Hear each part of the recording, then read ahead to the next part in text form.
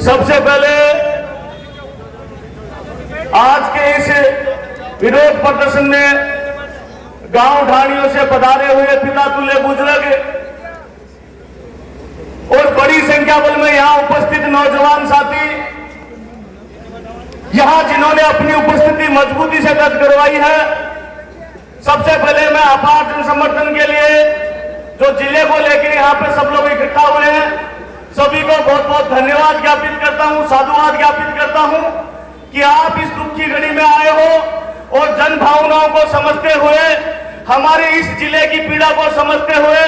सारे लोग यहाँ अच्छी संख्या बल में आए हो। मैं सभी का बहुत बहुत धन्यवाद ज्ञापित करता हूं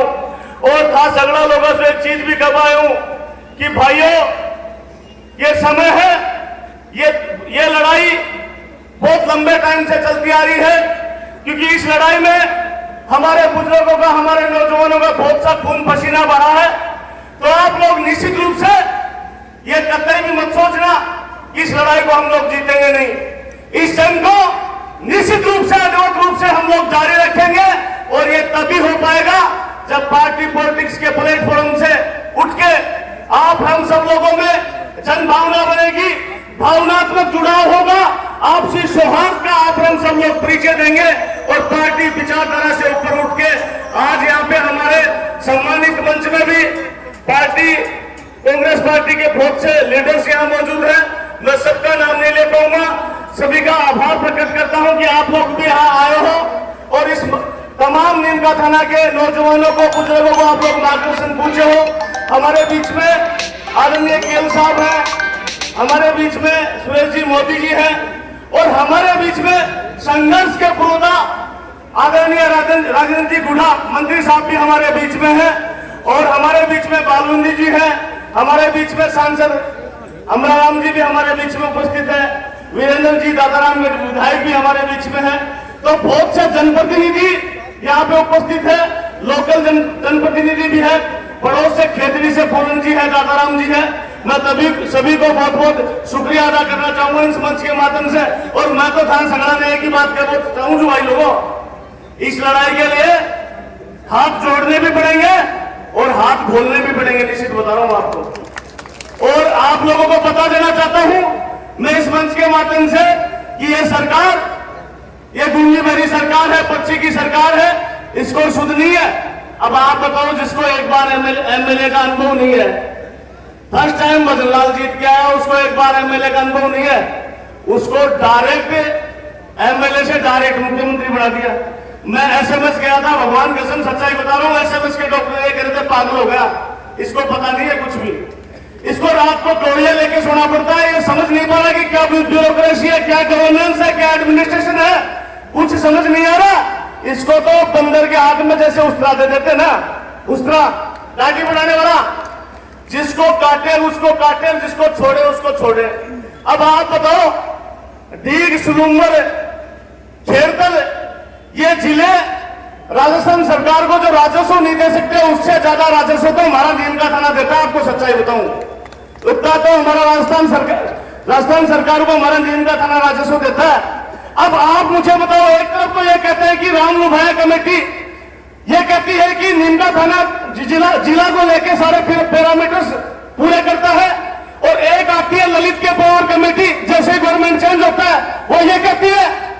कि नीमका थाना इसके पैरामीटर्स पूरे नहीं करता। तो आप लोग सार्वजनिक कर दो, अपनी रिपोर्ट को सार्वजनिक कर दो, हम जैसे नौजवान को, आमजन को आप बता दो कि इस रिपोर्ट में ऐसा क्या है, आप उसको सार्वजनिक तो करो। और भाई लोगों, मैं तो इस सरकार के बारे में कहूंगा, जैसे पुराने टाइम पे आपने देखा है, पुराने लंबे टाइम से सुनते आ रहे हो आप, अरे पुरानी फिल्म में भी तो देखा हुआ था, खलनायक फिल्म देखी थी सबकी,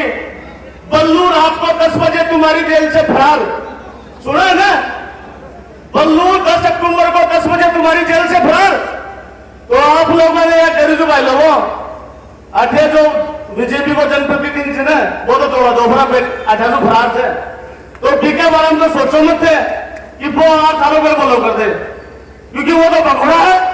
हमेशा प्रोफेशनल अंदाज में राजनीति करता है, उसको जन भावनाओं से कोई मतलब नहीं है, ना आपकी जन कल्याण से, जन भावनाओं से कोई मतलब नहीं है उसको। तो वो तो हमेशा एक पैराशूटर के रूप में रहा है, ग्रास रूटर तो कभी रहा नहीं। तो मैं तो मोदी जी से आग्रह करूं छू कि मोदी जी खुद ही हाथ जोड़वा के साथ साथ हाथ खोलवो भी समझो। और थार से विशेष अनुरोध है, मैं तो 10 तारीख में एक मीटिंग हुई थी, उस मीटिंग में नौजवानों ने नीमका थाना के सम्मान में युवा मैदान में उस रैली को मैंने भी फेस किया था, मैंने भी पार्टिसिपेट किया था और लोगों में नौजवानों में अच्छा जोश और जुनून हमें देखने को मिला था। अब वहां आके एडीएम ये कहता है, एडीएम ने क्या कहा, एडीएम ये कहता है कि ज्ञापन लेने मैं तो रोड पे नहीं आऊंगा, लोगों के बीच में नहीं आऊंगा, मेरा भी प्रोटोकॉल है, आप गेट पे आ जाओ। तो मोदी जी उनसे निवेदन करने गए कि आप आ जाओ, जनभावनाओं को समझते हुए आप बीच में रोड के बीच में ज्ञापन लो। अच्छी संख्या बोलती, अच्छे लोग थे, सारे नौजवानों में जोश था। उसने ये समझा दिया कि मैं प्रोटोकॉल नहीं तोड़ूंगा। मोदी जी उसको बताना चाहिए था आपको भी कि ये कुर्सी जो आपको दे रखी है एडीएम साहब, ये जनता ने दी है कुर्सी, आप प्यार से मानते हो तो ठीक हो, नहीं तो हमें दूसरा तरीका भी आता है। ये भी आपको जनभावना को समझते हुए बताना चाहिए था उस एडीएम को। तो मैं ज्यादा समय नहीं लूंगा, अपनी बात को समाप्त करूंगा और ये शपथ और संकल्प के साथ आपको कह देना चाहता हूं कि नीमका थाना की राजनीति में इस तरह का आगाज करेंगे, इस तरह का एक रिवोल्ट पैदा करेंगे। और मैं तो इस मंच के माध्यम से कहके दे रहा हूं, पार्टी